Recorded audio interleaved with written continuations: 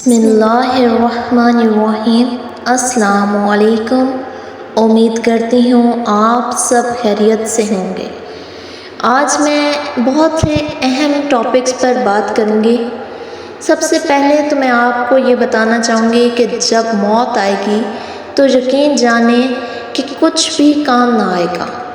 آپ کی دنیا سے جانے پر کسی کو کوئی فرق نہیں پڑنے والا، اور اس دنیا کے سب کام کاج جاری رہیں گے۔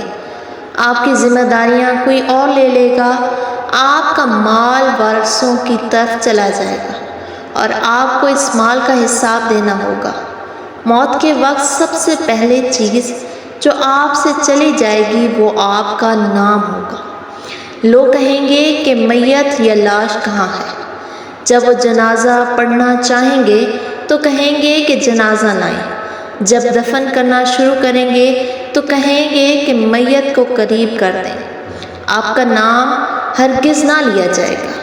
یہ مال و دولت، حسب و نسب، منصب، اولاد، یہ دنیا کی رونقیں، یقین مانیں کہ یہ یہیں پہ اسی کی طرح جیسے ہیں ویسی رہ جانی ہے۔ یہ دنیا کس قدر زیادہ حقیر ہے اور جس کی طرف ہم جا رہے ہیں وہ کس قدر عظیم ہے۔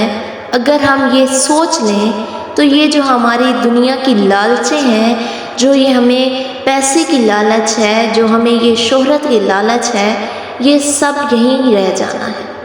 اگر ہم اس بات کو سمجھ لیں تو ہماری آخرت سنور جائے گی۔ آپ کی موت کے وقت آپ پر غم کرنے والوں کی 3 اقسام ہوں گی۔ پہلے نمبر پر وہ لوگ ہوں گے جو لوگ آپ کو سرسری طور پر جانتے ہیں، وہ کہیں گے ہائے مسکین، اللہ اس پر رحم کرے۔ نمبر 2 پر وہ لوگ آتے ہیں کہ آپ کے دوست چند گھڑیاں یا چند دن غم کریں گے، پھر وہ اپنی باتوں اور ہنسی مذاقوں کی طرف واپس لوٹ جائیں گے۔ اس کے بعد تیسرے نمبر پر آپ کے گھر کے افراد کا غم گہرا ہوگا۔ وہ کچھ ہفتے، کچھ مہینے یا 1 سال تک غم کریں گے اور اس کے بعد وہ آپ کو یادداشتوں کی ٹوکری میں ڈال دیں گے۔ لوگوں کے درمیان آپ کی کہانی کا اختتام ہو جائے گا اور آپ کی حقیقی کہانی شروع ہو جائے گی، اور وہ آخرت ہے۔ آپ کو یہ معلوم ہو جائے گا کہ آپ کا حسن، مال، صحت، اولاد، آپ کے مکان، آپ کے یہ جو محلات ہیں، آپ کی جو جائیدادیں ہیں، وہ کسی کام کی نہیں۔ شوہر بیوی سے اور بیوی شوہر سے جدا ہو جائے گی، ماں باپ سے اولاد جدا ہو جائے گی، اولاد ماں باپ سے جدا ہو جائے گی اور ماں باپ اولاد سے جدا ہو جائیں گے۔ آپ کے ساتھ صرف آپ کا عمل باقی رہ جائے گا۔ یہاں یہ سوال پیدا ہوتا ہے کہ آپ نے اور ہم نے اپنی قبر اور اپنی آخرت کے لیے کیا تیاری کی ہے؟ اور یہ وہ حقیقت ہے جو غور و فکر کی محتاج ہے۔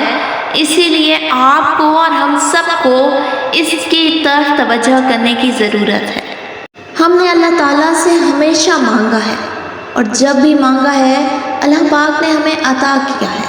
لیکن کبھی آپ نے سوچا ہے کہ ہم نے تو مانگا ہے، لیکن کبھی ہم نے ان چیزوں پر، ان نعمتوں پر، ان رحمتوں پر ہم نے کبھی شکر ادا کیا ہے؟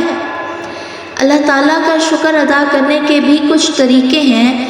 اللہ تعالیٰ کو ہماری عبادات، یہ چیزیں نہیں چاہیے۔ یہ سب ہم اپنے لیے کرتے ہیں اور اپنی آخرت سنوارنے کے لیے کرتے ہیں۔ اللہ تعالیٰ ہم سب پر بہت مہربان ہے۔ ہماری کتنے گناہوں کے باوجود اللہ پاک نے ہمیں کبھی مایوس نہیں کیا۔ لیکن ہمارا بھی فرض بنتا ہے کہ اللہ کو خوش کریں۔ ہر بندے کا خوش کرنے کا طریقہ علیحدہ ہے۔ کوئی نماز پڑھ کے اللہ کو راضی کر رہا ہے تو کوئی نوافل پڑھ کے کر رہا ہے، کوئی صدقات دے کر کر رہا ہے، لیکن ہر بندے کا طریقہ مختلف ہے۔ اللہ پاک کو فرائض، نوافل، پوشیدہ صدقات، نیک اعمال، تہجد کی نمازیں اور اچھے اخلاق سے اللہ کو راضی کیا جا سکتا ہے۔ اللہ تعالیٰ کو راضی کرنا مشکل نہیں ہے۔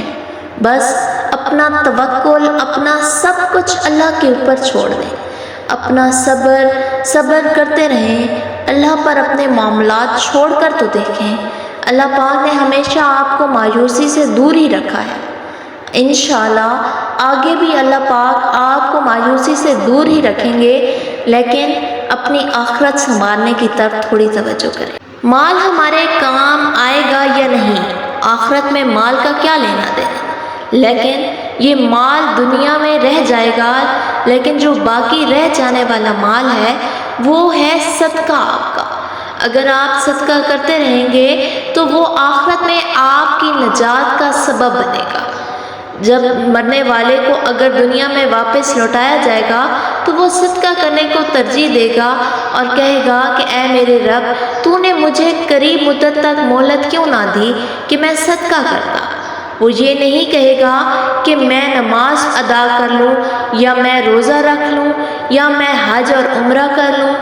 یہ سب فرائض ہیں۔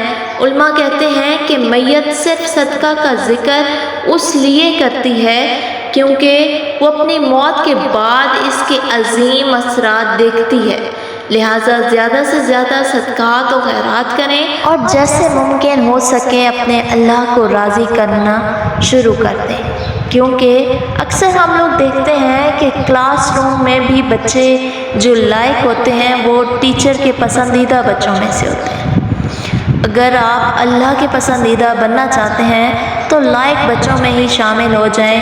روز کے 5 فرائض جو آپ کے نماز کے ہیں وہ ادا کریں، اپنی نیت کو صاف رکھیں، اپنے عزیز و اقارب کے ساتھ اچھے سلوک کے ساتھ رہیں، اچھا اخلاق کے ساتھ رہیں، حقوق اللہ، حقوق العباد سب کو اچھے بہترین طریقے سے ادا کرنے کی کوشش کریں۔